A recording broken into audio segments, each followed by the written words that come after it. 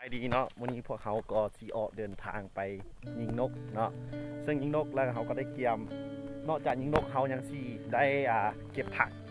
เก็บผักป่าเนาะผักป่าเพกเส้นเป็นผักกูดบ่เนาะหรือว่าจะเป็นดอกกระเจียวหรือเป็นดอกว่านต่างๆที่เขาจะมากินงานของพวกเขาเด้องานของพวกเขาคุณนะเอาโซกระทุนได้ให้มีกระทุนโซได้โซกระทุนได้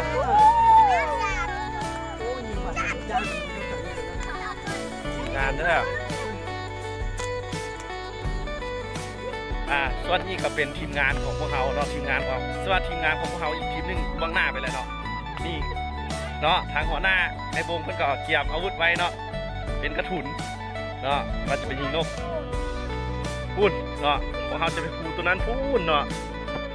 ว่ามันจะมีจำพวกผักบ้าหลายๆแล้วก็จะมีนกมีหนูนี่แหละซึ่งอาวุธของพวกเขาก็เกียมเป็นกระถุนเนาะกระถุนนี่เนาะทีมงานของพวกเขามาเก็บผัก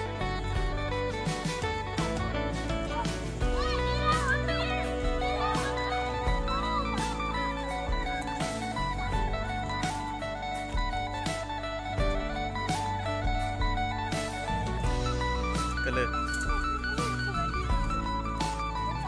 โอ้ไปดันหมด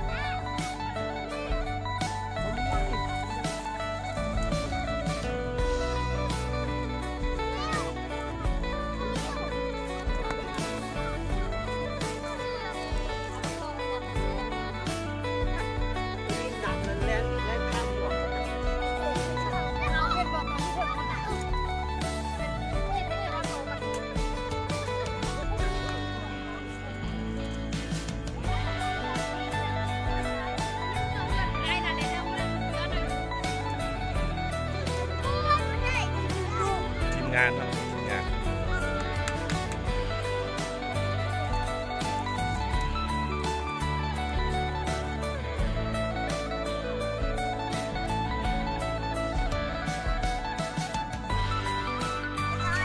นี่ทางเนาะทางของเราไปเก็บผักแล้วก็เป็นยิงนก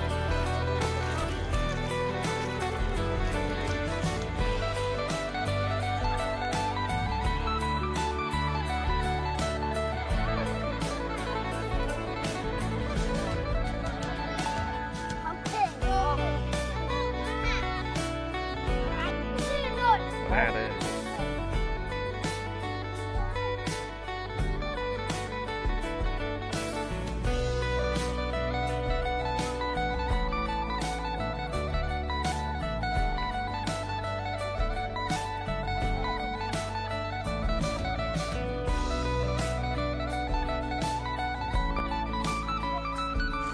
พวกเขาจะไปเบิ่ง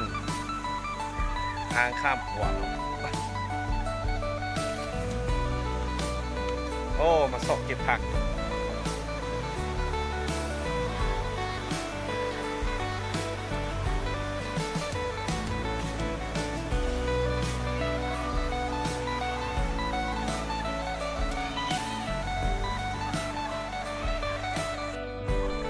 ทางข้ามขวดแม่น้ำ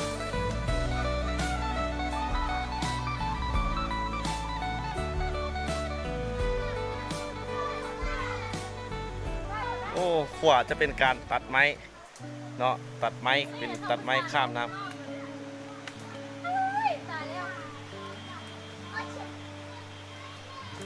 ป้าอย่าตกใจเด้อค่อยพวกเขาไปจีลองไปเนาะมาโอ้ขวารุ่นนี้ขวารุ่นใหม่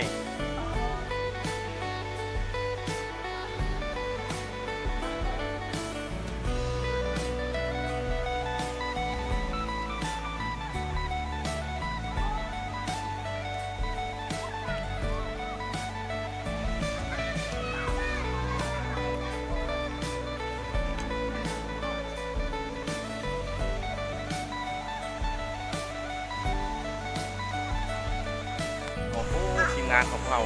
หลายเป็นการตัดไม้ข้ามเนาะไม่ขวา ใจเด็กไม่ไหวใช่ไหม ทางนั้นก็จะแม่นสวนเนาะ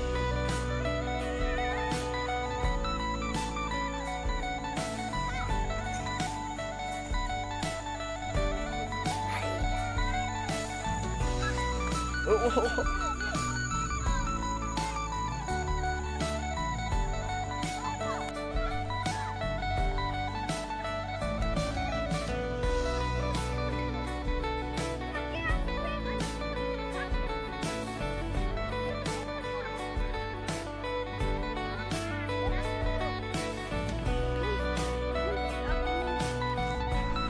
นี่ก็เป็นสวนมะเกียงของพ่อแม่ประชาชนที่เป็นเฮ็ดเนาะสวนมะเกียงมะเกียงหลายสวนมะเกียงคุณแล้วก็ให้งัวควายก็หลายอยู่ก็งัวควายของชาวสวนทีมงานเฮาอยู่พุ่นฝากพุ่นเนาะทีมงานเก็บผักอยู่พุ่นโอ้ไกลสมควรเนาะแล้วก็คิดว่าน่าจะคุ้มค่าเนาะสวนมะเกียงหลายนี้งานเนาะอันนี้ตัวที่นาย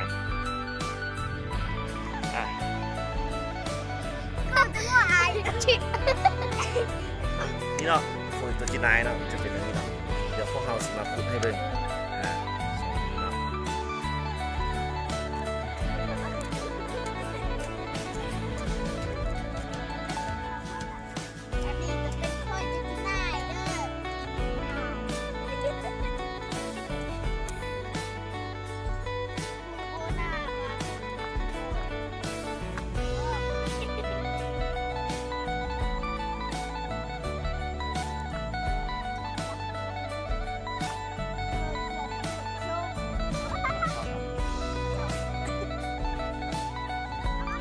คุยนั่นนี่นั่งกันดู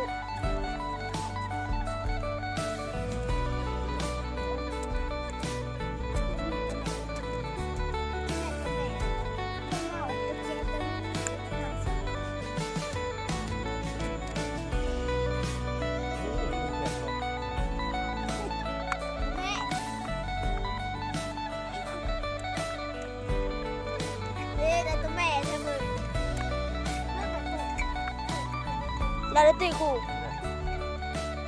Palati.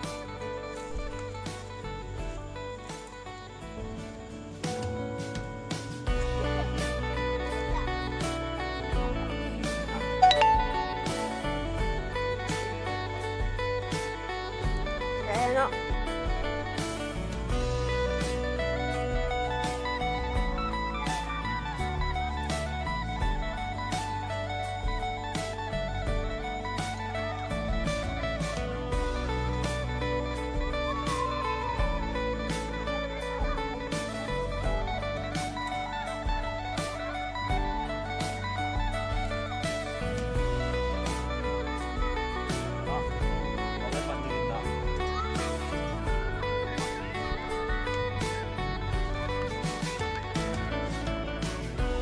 Udah amat on.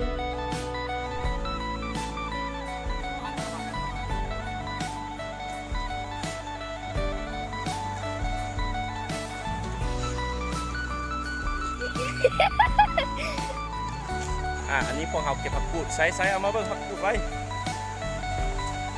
จับแพร่ออกโอเคไปพวกเราไปหาต่อโซ่ผักตามแม่น้ำโอ้ทุกนี่ก็เห็นแล้วผักนี่ดินี่เอาไปนี่เนาะผัก